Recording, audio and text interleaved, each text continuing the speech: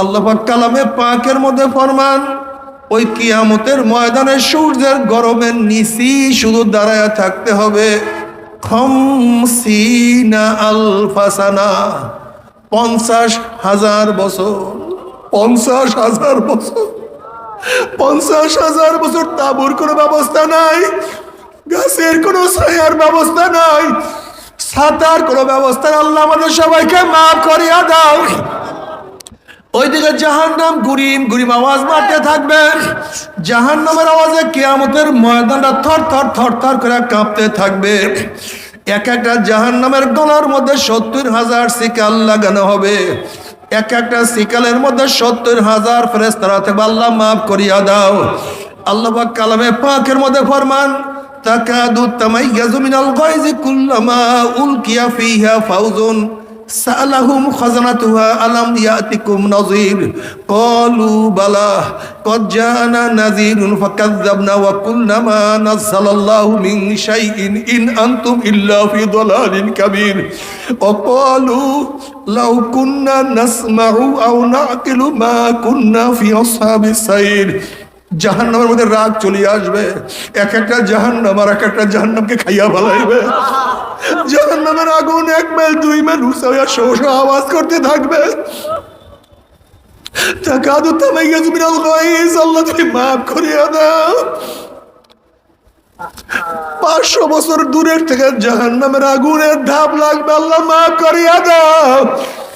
জাহান্নামের আওয়াজে কিয়ামতের ময়দান থরথর করে কাঁপতে থাকবে। এই অবস্থা দেখিয়া সমস্ত নবীরা বলবেন, নাফসি নাফসি, মাওলা আমাকে বাঁচাও, আমাকে বাঁচাও, আমাকে বাঁচাও। নবীদের স্ত্রীর কথা নবীরা ভুলিয়া যাবে, নবীদের সন্তানের কথা নবীরা ভুলিয়া যাবে, নবীদের অন্যান্য নবীদের উম্মতের কথা নবীরা ভুলিয়া যাবে। কিন্তু তোমার আমার নবী জনাবে মুহাম্মদ রাসূলুল্লাহ সাল্লাল্লাহু আলাইহি ওয়াসাল্লাম, সে বলবে, রব্বি হাবলি উম্মতি, রব্বি হাবলি উম্মতি। মাওলা আমার উম্মত, মাওলা আমার উম্মত, মাওলা আমার উম্মতের উপায় কি? এ জালেমের দলেরা, যে আল্লাহর হাবিব কঠিন মুহূর্তে তোমাকে আমাকে ভুলবে না, সে আল্লাহর হাবিবের দাড়ির মধ্যে কেমনে পোছলা গাও, একটু কি কলিজায় ব্যথা লাগে না? ও বাবারা, যারা দাড়ি কাটো, দাড়ি ছাটো, বাবার আমার ঘরে রাগ করিও না। তুমি তোমার কবরে রওনা করছো, আমি আমার কবরে রওনা করছি। তবে বাবারা, তুমি চিন্তা করিয়া দেখো, কিয়ামতের ময়দানে যখন দেখবা নবীর চেহারায় দাড়ি, তোমার চেহারায় দাড়ি নাই, নবী তোমার দিকে তাকাইবে কিভাবে? নবীর কলিজায় কষ্ট লাগিয়া যাবে।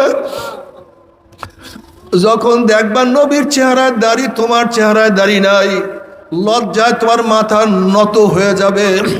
তুমি মন কি বুঝরে? মন না।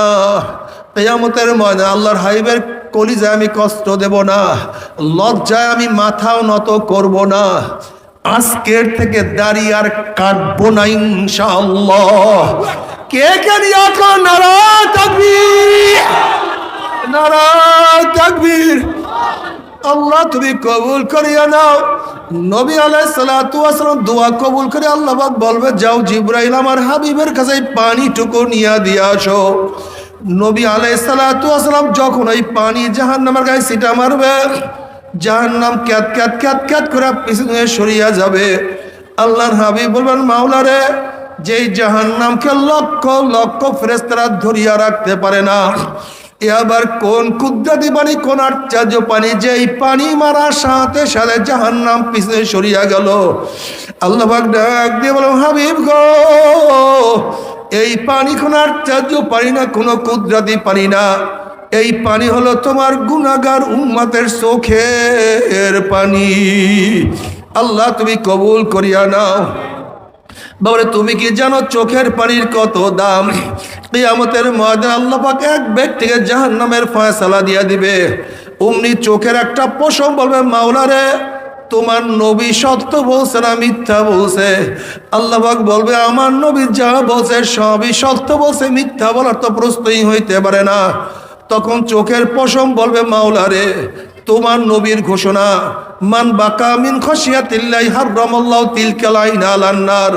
যেই চক্ষু তোমার ভয়ে জাহান্নামের ভয়ে কাঁদবে, সেই চোখের উপরে তুমি জাহান্নামের আগুন হারাম করিয়া দিবা।